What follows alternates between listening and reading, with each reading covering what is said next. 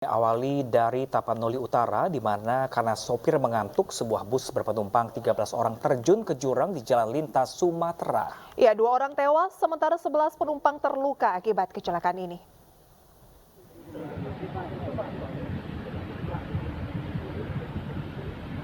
Bus Sumatera Tapanuli Transport atau STT tujuan Tarutung, Kota Sibolga ini masuk ke jurang di Desa Pagaran Nambung, Kecamatan Adiang Konting, Kabupaten Tapanuli Utara. Sopir bus dan 1 penumpang tewas di lokasi kejadian, sementara 11 penumpang lainnya mengalami luka berat dan luka ringan. Diduga kecelakaan ini terjadi karena sopir bus yang bernama Madongar Manurung mengantuk saat mengemudikan mobilnya. Sebelum kecelakaan, penumpang bus sempat mengingatkan sang sopir untuk beristirahat, namun ia menolak dan menyebut sudah ditunggu penumpang. Saat itu penumpang tersebut menasehati dan mengingatkan supir agar beristirahat kalau memang sedang ngantuk. Namun supirnya tidak mengindahkan daripada nasihat para penumpang dan tetap melaju. Kasus kecelakaan ini kini ditangani penanganan Polres Tapanuli Utara. Dari Kabupaten Tapanuli Utara, Aris Fernando Manalo, iNews melaporkan.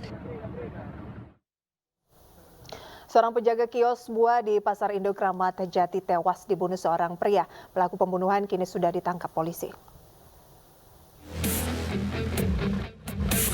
Kurang dari 24 jam, petugas gabungan Polres Jakarta Timur dan Polsek Kramat Jati berhasil menangkap pelaku penganiayaan dan pembunuhan penjaga kios buah di kawasan Pasar Induk Kramat Jati, Jakarta Timur. Pelaku berinisial DJ ditangkap di rumah keluarganya di kawasan Pamulang, Tangerang Selatan. Pelaku mencoba melarikan diri usai melakukan pembunuhan. Subuh langsung kita ke TKP, anggota Kanit Reskrim dan rekan-rekan ke TKP, langsung pengembangan dan itu ketangkap di Pamulang itu. Dari pelaku apa Ibu yang diamankan Ibu? Dari pelaku ya celurit saja, celurit. Celurit. Oke Bu. Usianya belum tahu Bu? Usianya kelahiran 95. Sebelumnya aksi pembunuhan terekam CCTV. Dalam video tampak korban tengah melayani pembeli. Tak lama kemudian pelaku datang langsung menyiram air keras, menganiaya serta membacok korban berkali-kali dengan parang. Tak hanya itu, salah satu rekan korban pun tersiram air keras. Dari Jakarta, Rio Manik, iNews melaporkan. Sementara itu, pemirsa, 2 orang pengedar uang palsu di pasar tradisional di Kabupaten Agam, Sumatera Barat diamankan polisi saat nyaris sebabak belur dihajar pengunjung pasar. Sebelumnya pelaku telah mengedarkan jutaan uang palsu, pecahan 100.000 di pasar Matur dan warung-warung di pasar Maninjau.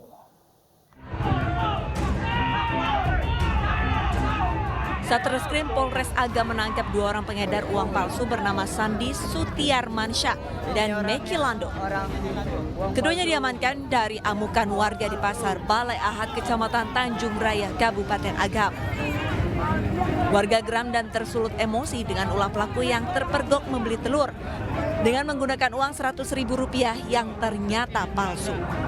Kepada polisi, kedua pelaku mengaku juga telah mengedarkan uang palsu di pasar Ambun Pagi, Kecamatan Matur. Sementara, dari dalam kantong celana dan di dalam mobil pelaku, polisi menemukan 157 lembar sisa uang palsu, pecahan Rp100.000 yang belum diedarkan. Modus operandi pelaku dengan membelanjakan per lembarnya dengan target lebih kurang sebanyak 20.000, dan dari hasil penukaran uang palsu tersebut dari tangan pelaku kita amankan uang tunai sebanyak Rp3.096.000 dan 1 unit kendaraan minibus R3 warna putih. Pelaku mengaku membawa 200 lembar uang palsu pecahan Rp100.000 dari kota Duri, Provinsi Riau. Uang palsu dibeli pelaku secara online seharga Rp50.000 per lembarnya. Dari Agam, Sumatera Barat, Wahyu Sikumbang, iNews melaporkan. Satuan Reserse Polresta Cilacap, Jawa Tengah menggerebek rumah yang digunakan sebagai produksi dan juga menjual uang palsu di wilayah Kesugihan, Cilacap. Polisi berhasil menangkap 1 orang pelaku dan menyita ribuan lembar uang palsu serta mesin pencetak.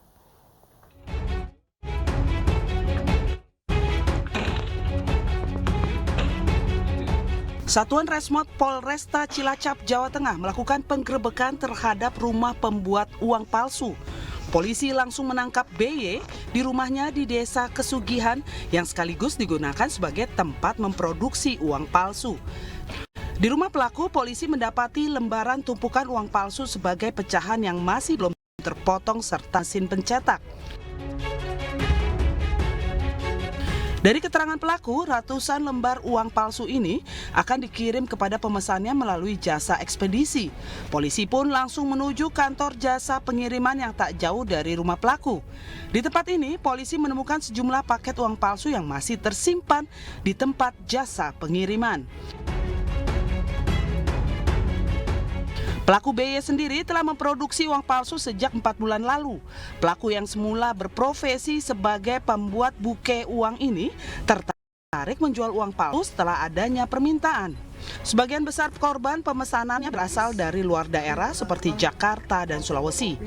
Oleh pelaku, uang palsu dijual dengan perbandingan 1 lembar uang asli dengan 7 lembar uang palsu pecahan Rp100.000.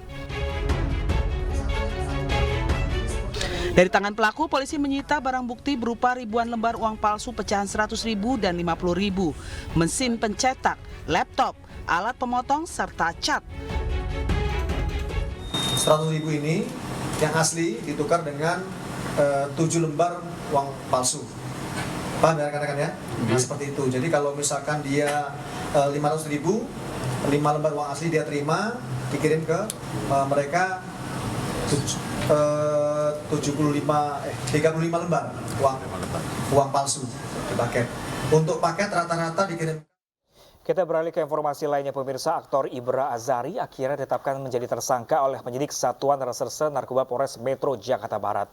Dari pemeriksaan, Ibra mengaku pakai narkoba karena masalah keluarga.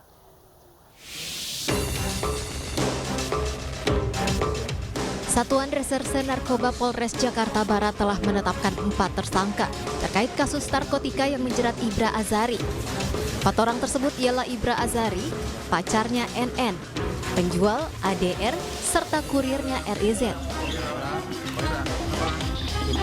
Total barang bukti dari keempat tersangka yang berhasil diamankan polisi yakni narkotika jenis sabu seberat 12,35 gram, ganja kering seberat 25,36 gram, alat hisap sabu, timbangan digital, serta korek api yang sudah dimodifikasi. Kepada polisi, Ibra Azari mengaku menggunakan narkotika dikarenakan tengah memiliki permasalahan keluarga. Dari hasil penggeledahan di kontrakan tersangka ADR dan RIZ, penyidik berhasil mengamankan 1 paket sedang narkotika jenis sabu dengan berat 10,93 gram.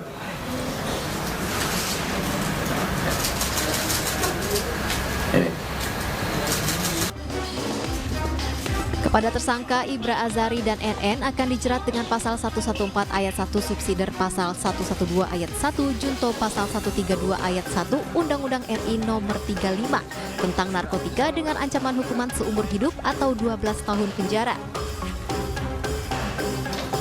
Sedangkan tersangka penjual ADR serta kurirnya RIZ akan dijerat dengan pasal 114 ayat 2 subsider pasal 112 ayat 2, pasal 11 ayat 2 junto pasal 13 ayat 1 Undang-Undang RI nomor 35 tentang narkotika dengan ancaman hukuman seumur hidup atau 20 tahun penjara.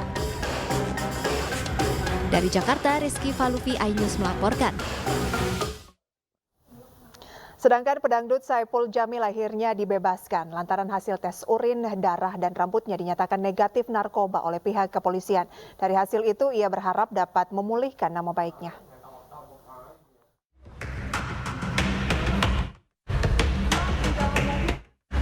Saipul Jamil akhirnya kini dapat bernafas lega setelah 3 hari ditahan di Polsek Tambora, Jakarta Barat akibat ulah asistennya yang terlibat kasus narkoba. Pedangdut berusia 43 tahun yang juga mantan suami Dewi Persik ini mengaku bersyukur karena mengetahui sang asisten yang telah bekerja selama 1 tahun itu ternyata mengonsumsi narkoba. Saipul Jamil dinyatakan bebas karena dari hasil pemeriksaan sampel urin, darah, dan rambutnya dinyatakan negatif oleh kepolisian. Dari hasil tersebut, ia berharap dapat memulihkan nama baiknya karena sebelumnya pemberitaan mengenai dirinya selalu dikaitkan dengan penyalahgunaan narkoba. Apalagi video penangkapan pria yang akrab disapa Bang Ipul ini sudah terlanjur viral di media sosial sejak 5 Januari lalu. Hari ini saya dinyatakan bebas dan bersih dari narkoba dan psikotropika. Inilah hasilnya. Kenapa harus ditunggu? Hasil daripada tes laboratorium terkait mengenai rambut. Karena di dalam mobil ada 2 orang. Satu terkena. Pasti masyarakat berpikir dong, loh, nggak mungkin, kan seperti itu. Jadi hasil inilah diperlukan. Agar di sini King Saipul Jamil tidak ada lagi nada-nada sumbing nih. Tadi yang disampaikan Gus yang nyir-nyir. Kuasa hukum Saipul Jamil menegaskan akan melaporkan siapa saja yang masih mengaitkan atau membuat fitnah terhadap kliennya soal penyalahgunaan narkoba. Dari Jakarta, Rizky Falufi, iNews melaporkan. Ya, pemirsa, usai 9 jam pemeriksaan, 9 tersangka pemeran film porno keluar dari ruang penyidik Polda Metro Jaya. Ke-9 tersangka tidak ditahan, namun diwajibkan lapor 2 kali dalam seminggu.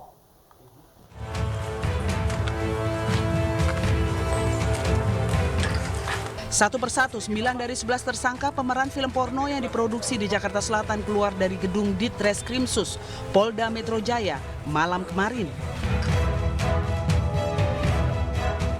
Mereka adalah Firly Virginia, Melly Trijipi, Fatra Ardianata, Caca Novita, dan beberapa tersangka lainnya diperiksa perdana sebagai tersangka kurang lebih 9 jam.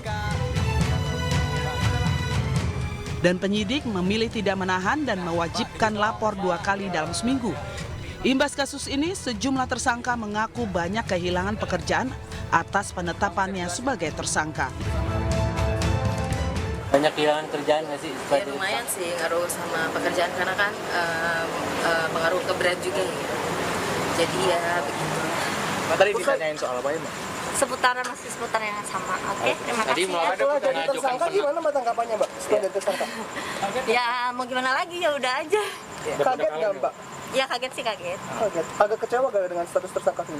Ya kecewa pastilah, saya agak kecewa. Oke, terima kasih ya. Berarti ada penangguhan penahanan ya? Iya. Oke. Ya. Dalam pemeriksaannya kali ini, 2 orang pemeran Siskae dan 1 pemeran pria mangkir dalam panggilan. Dari Jakarta, Helmi Sajongbati, iNews melaporkan. Gunung api Lewotobi, Kabupaten Flores Timur kembali erupsi. Informasi selengkapnya sesaat lagi pemirsa, tetaplah bersama kami di iNews ya.